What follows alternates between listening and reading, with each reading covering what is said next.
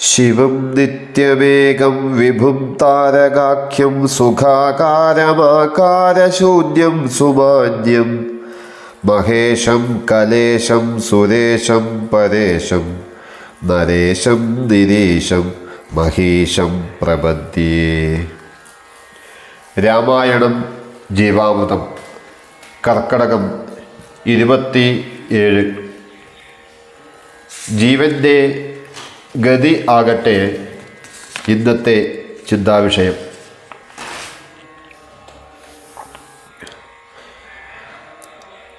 പിന്നെ പുരുഷൻ ഭുജിക്കുന്ന ഭോജ്യങ്ങൾ തന്നെ ചതുർവിധമായി ഭവിക്കും ബലാൽ എന്നതിലൊന്നു രേതസ്സായി ചമഞ്ഞതു ചെന്നു ശ്രീമന്തിനി യോനിയിലായി വരും. യോനി രക്തത്തോടു സംയുക്തമായി വന്നു താനേ ജരായു പരിവേഷ്ടിതവുമാം ഏകദിനേന കലർന്നു കലലമാമേകി ഭവിച്ചാലതും പിന്നെ മെല്ലവേ പഞ്ചരാത്രം കൊണ്ടു ബുദ്ബുദാകാരമാം പഞ്ചദിനം കൊണ്ടു പിന്നെ യഥാക്രമം മാംസപേശിത്വം ഭവിക്കുമതിന്നതു മാസാർദ്ധകാലേന പിന്നെയും മെല്ലവേ പേശിരുധിര പരിപ്ലുതമായി വരുമാശു തസ്യാമങ്കുരോൽപത്തിയും വരും. പിന്നെയൊരു 25 രാത്രിയാൽ പിന്നെയൊരു 3 മാസേന സന്ധികൾ അംഗങ്ങൾ തോറും ക്രമേണ ഭവിച്ചിടുമങ്കുലീജാലവും 4 മാസത്തിനാൽ ദന്തങ്ങളും നഖപങ്ക്തിയും ഗുഹ്യവും സന്ധിക്കും നാസികാകർണനേത്രങ്ങളും 5 മാസം കൊണ്ടു 6 പുനഃ കിഞ്ചന പോലും പിഴയാതെ ദേഹിനാം കർണയോ ഛിദ്രം ഭവിക്കുമതിസ്ഫുടം. പിന്നെ മേട്രോപസ്തനാഭിവായുക്കളും 7 മാസി ഭവിക്കും പുനരുടൻ. ഗുപ്തമായോരു ശിരക്കേശരോമങ്ങൾ 8 മാസി ഭവിക്കും പുനരപി.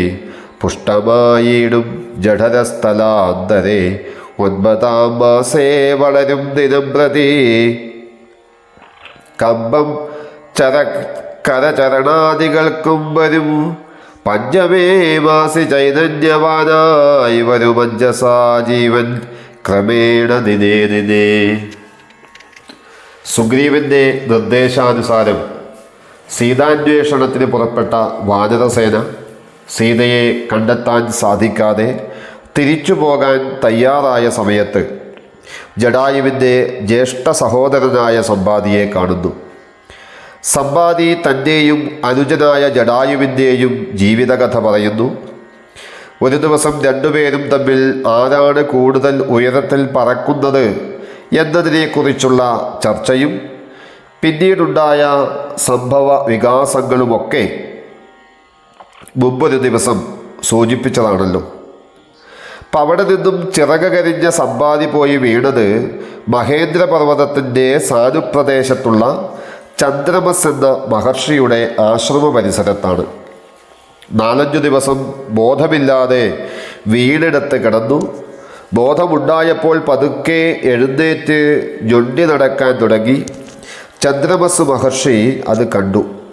അധ്യാത്മരാമായണത്തിൽ നിശാകര മഹർഷി എന്നാണ് പറയുന്നത്. എന്തായാലും മഹർഷി ആഹാരപാനീയങ്ങളൊക്കെ കൊടുത്തു തൃപ്തനാക്കി. അനന്തരം ഉണ്ടായ സംഭവത്തെക്കുറിച്ച് ചോദിച്ചറിഞ്ഞു. അദ്ദേഹത്തോട് എല്ലാ വർത്തമാനങ്ങളും വിസ്തരിച്ചു പറഞ്ഞു. അപ്പോൾ ആ മഹാത്മാവ് ജീവൻ്റെ സംസാരഗതിയെയും ജനന മരണങ്ങളെയും വളരെ വ്യക്തമായും തന്മയത്വത്തോടു കൂടിയും പറഞ്ഞുകൊടുത്തു. ആത്മസാക്ഷാത്കാരത്തിനുള്ള ഉപകരണങ്ങളായ ഓരോ ശരീരവും അഭിമാനം ഹേതുമായി നഷ്ടപ്പെടുന്ന വിധവും ജീവൻ ഓരോ ഗർഭത്തിലും എത്തിച്ചേരുകയും ശരീരമുണ്ടാകുകയും ഗർഭോദരത്തിൽ വെച്ച് പലവിധ ദുഃഖങ്ങളെയും അനുഭവിക്കുന്ന വിധവും അദ്ദേഹം വളരെ വിശദമായി തന്നെ പറഞ്ഞു. ഇതേ കാര്യം എഴുത്തച്ഛൻ അധ്യാത്മരാമായണത്തിൽ വിശദമാക്കുന്നുണ്ട്. പുരുഷൻ ഭുജിക്കുന്ന ഭോജ്യവസ്തുക്കൾ 4 വിധമായി ഭവിക്കുമെന്നും അതിലൊന്ന് രേതസ്സായി തീരുകയും യോനീരക്തത്തോട് ചേർന്ന് 5 ദിവസം കൊണ്ട് ബുദ്ബുദാകാരത്തെ പ്രാപിക്കുന്നു. പിന്നെ അരമാസം കൊണ്ട് മാംസപേശിത്വവും പിന്നീട് ക്രമേണ അംഗങ്ങൾ തോറും സന്ധികളുണ്ടാവുന്നു. പിന്നീട് 4 മാസം കൊണ്ട് വിരലുകളും പല്ലുകളും നഖങ്ങളും ഉണ്ടാകുന്നു. പിന്നീട് 5 മാസം കൊണ്ട് മൂക്ക്, ചെവി, കണ്ണ് തുടങ്ങിയവയുണ്ടാകുന്നു. 7-ാം മാസത്തിൽ നാഭി പോലെയുള്ള അവയവങ്ങൾ ഉണ്ടാകുന്നു. 8-ാം മാസത്തിൽ ശിരസ്, കേശരോമങ്ങൾ എന്നിവ ഉണ്ടാവുന്നു. 9-ാം മാസം കരചരണാദികൾക്ക് ഇളക്കം സംഭവിക്കുകയും പിന്നീട് 10-ാം മാസത്തിൽ പുറത്തേക്ക് വരികയും ചെയ്യുന്നു. ഇവിടെ എഴുത്തച്ഛൻ എത്ര വിശദമായിട്ടാണ് ഗർഭസ്ഥ ശിശുവിൻ്റെ വളർച്ച വിവരിക്കുന്നത്. അപ്പോൾ നമ്മുടെ പൂർവികനായിട്ടുള്ള ആചാര്യന്മാർ എല്ലാ കാര്യങ്ങളിലും വളരെ അറിവുള്ളവരായിരുന്നു എന്ന് ഈയൊരു സംഭവത്തിലൂടെ നമുക്ക് മനസ്സിലാക്കാൻ സാധിക്കും. ആ ഗർഭത്തിലിരിക്കുന്ന സമയത്തും ഒരുപാട് ദുരിതങ്ങൾ അനുഭവിക്കുന്നുണ്ട്.